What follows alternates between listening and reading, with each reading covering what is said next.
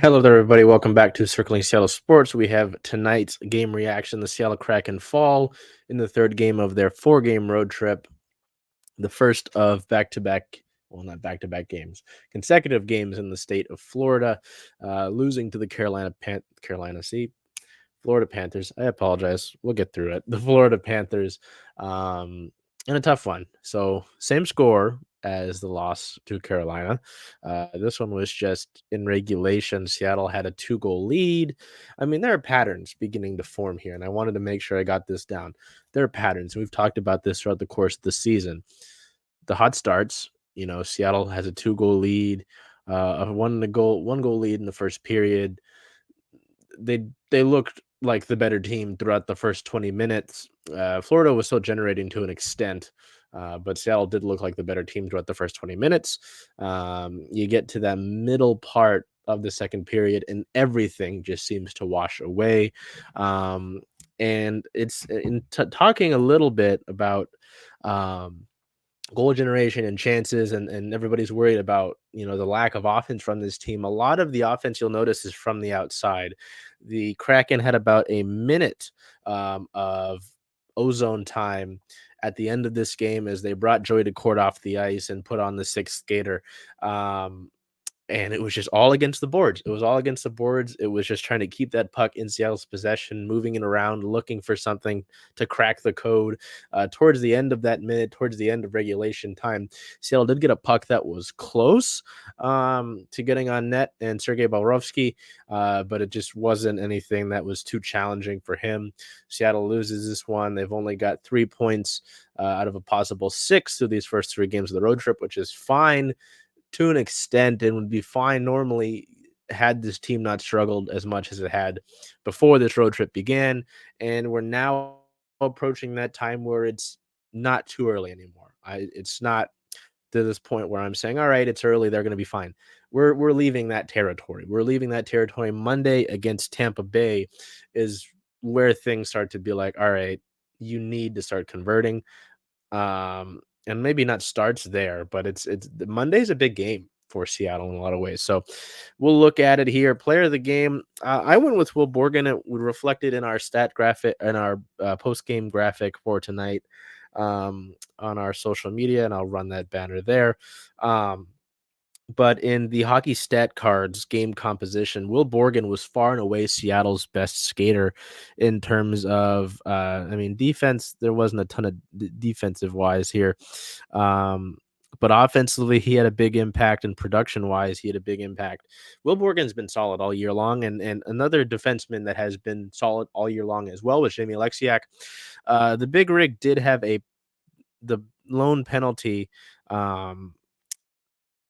For that Seattle committed. He did have that, which was unfortunate and just not great. Interference call against Sasha Barkov. Um, so that's frustrating from him. But Jamie Alexiak's been big all year long in terms of blocking shots, activating, uh, being a big body. I mean, he had that one play against the Rangers where he probably should have sat down.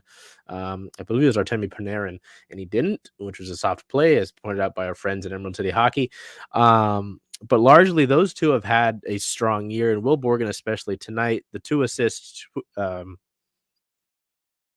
three assists. I apologize. That last little number here is supposed to be hits. He had three hits on the night, so we'll get rid of that. Thanks a lot. Um, Three hits on the night for Will Borgen. He looked really solid there. Ellie Tolvanen had a strong night. He was able to get on the board. One goal, four hits, four shots. So same sort of thing. If you look across the entirety of the stat sheet, and this dates back to his time with Nashville, even when he wasn't getting the necessary play time, and the Predators really didn't understand how to use Eli Tolvanen. Tolvanen's always been a guy who's been able to back check, who's been able to be a physical forward, and has been able to help defensively. And he's been able to do that. He finally gets off the schneid, gets his first goal of the season, which gave Seattle a two-goal lead. When you're like, all right, this is going to be great. You've got a two-goal lead here, 7 minutes and 34 seconds into the second period, and then we kind of enter that area of the game. It's halfway through the second period, and everything falls apart. It all unravels. It's like you're holding a ball of yarn.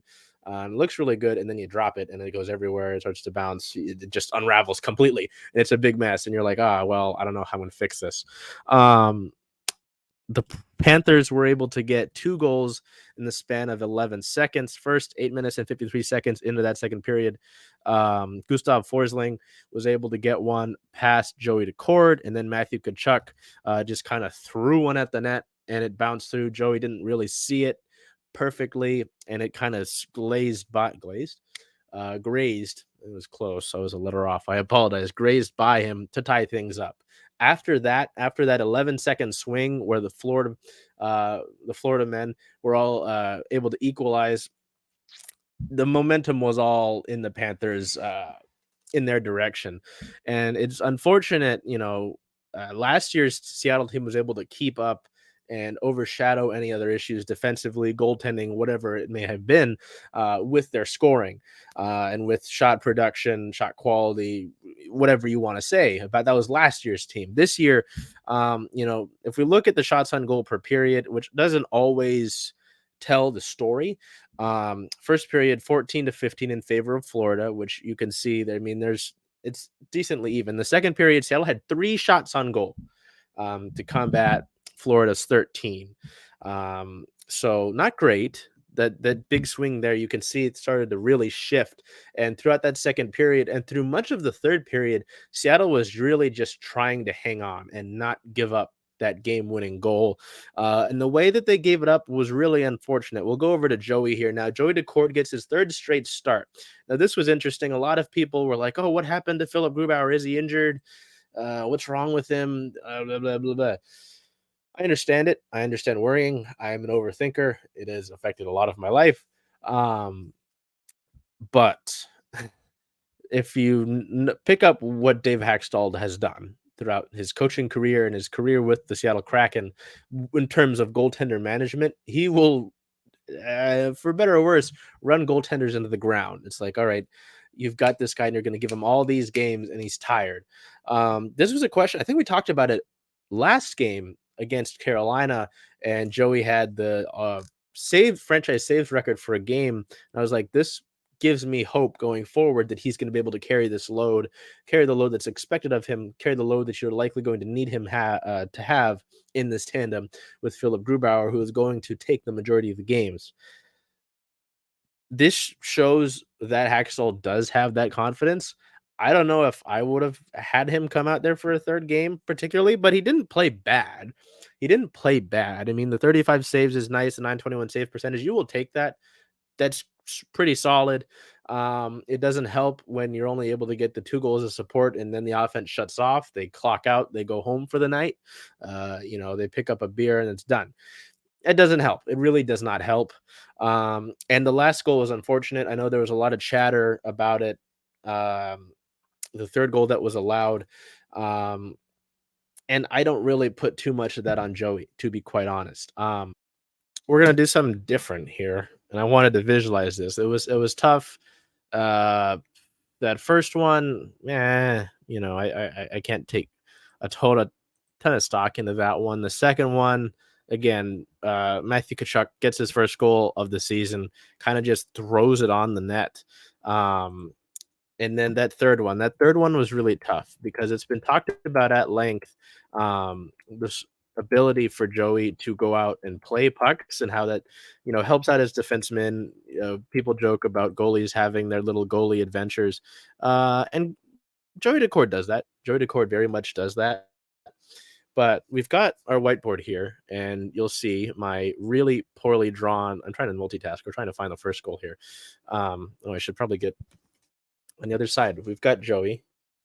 That's definitely him. He's just a face. Here, I'm trying to find that first goal. Off a face-off. Yeah, Florida gets it off the face-off and just sends one in. Oh, this is second goal. Yeah, just sends one in off the face-off. So, power play goal. Alexiak has that stupid interference call. Not great. Just one from the blue line, a big blast. Yeesh. A big blast by Forsling gets through. That one's tough. It's a power play goal. And I beat him clean too, glove side. Yeah, tough. But this second one here, so Joey, as we know, as we've talked about, likes to have his little goalie adventures. So Joey goes back to play the puck here, puck that was coming in um, all the way in, and it was going this direction. You can see, right? It's going that direction. And so he comes out to go and play it, to go and help keep the play alive, give your team another possession, prevent Florida from potentially getting a hold of that puck. Now, so you see where he's going, and he's like, all right, I'm going to go and beat it out. He's going where its trajectory is going of the puck. Instead of that, we're going to have a second line here. Instead of the puck going like that as normal, it goes this way and it bounces right in, and it's not directly a straight line, but it goes right at the net. And it's it's just a very bizarre, very tough bounce, and especially one for the game winner to come on because Nick Cousins is able to come right in, um, and to meet that puck and score it on an empty net. As poor Joey, little smiley face that I've drawn here, is back here behind the net. He tries to come back and make an effort, but it's far too late. The net is empty. The puck has gone right to Nick Cousins out in front, and Florida has a 3-2 lead.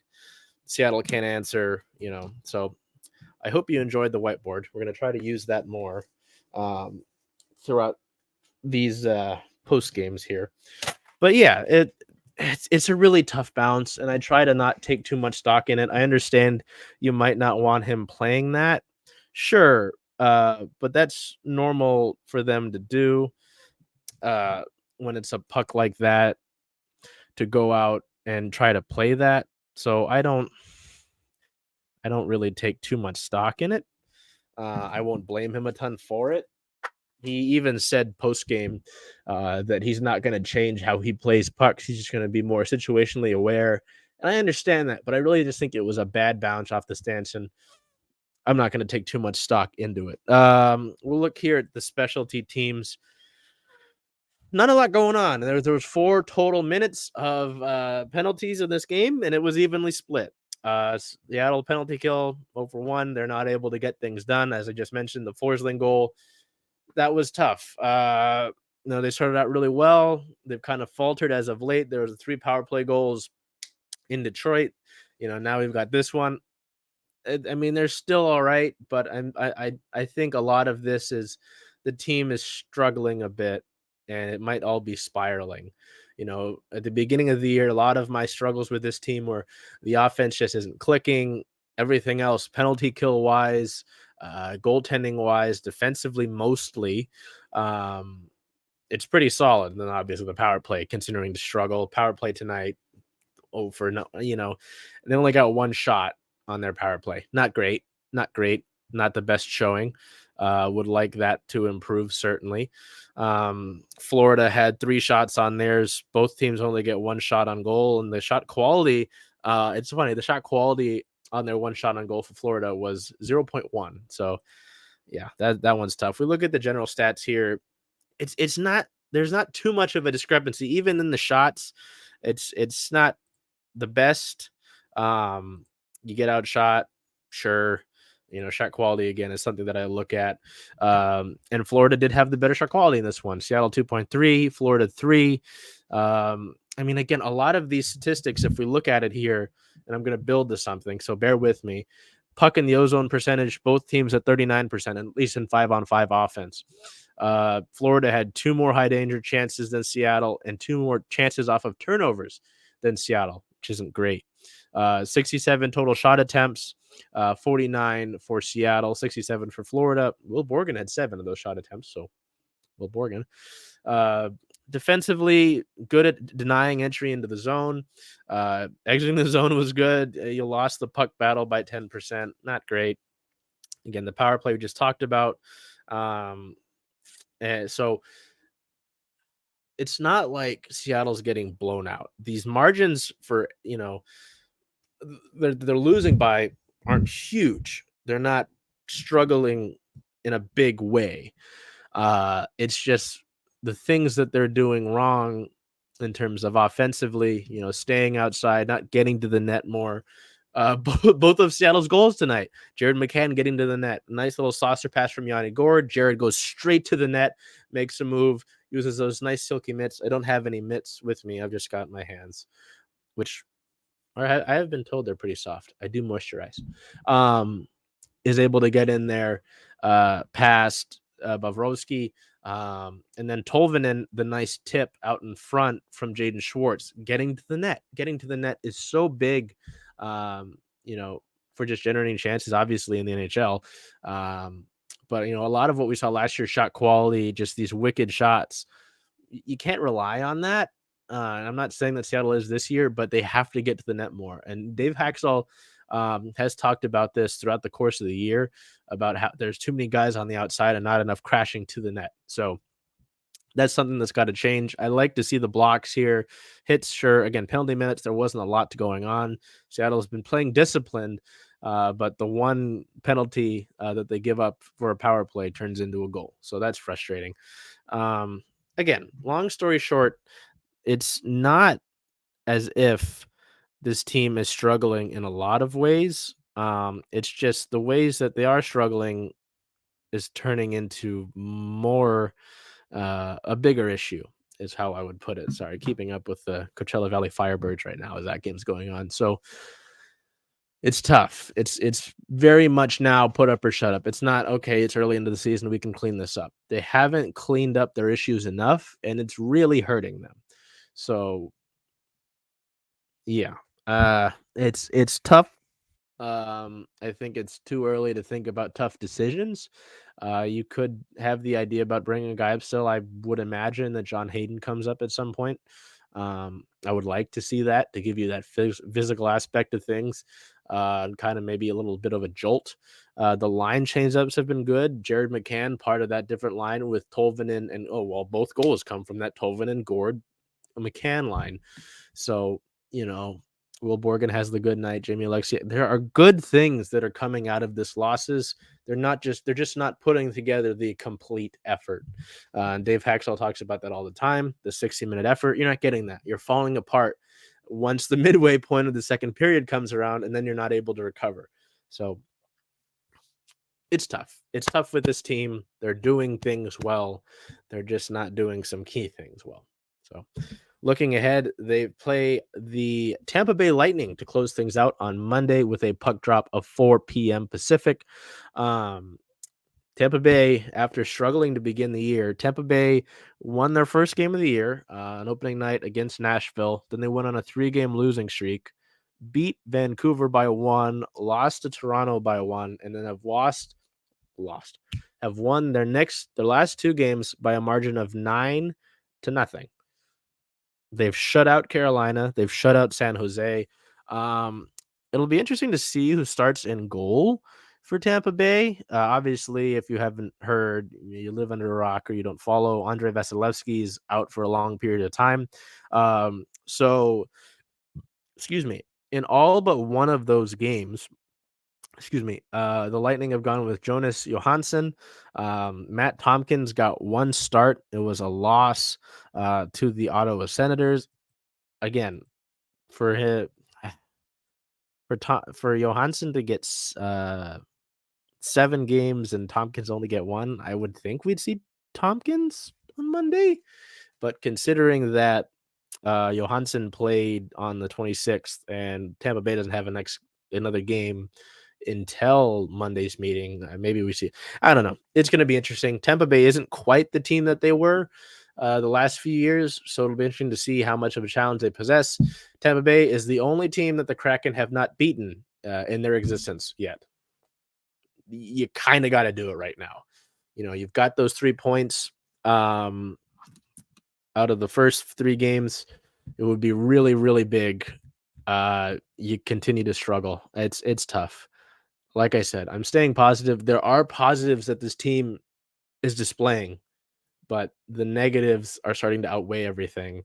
And obviously wins and losses are the old deciding factors for a lot. So till we see you Monday night, you might not. Well, no. Monday night we've got a Sounders game. We'll see. We'll do our best. Till we see you then. Take care of yourselves. Be well. Do whatever you can to make today a great day.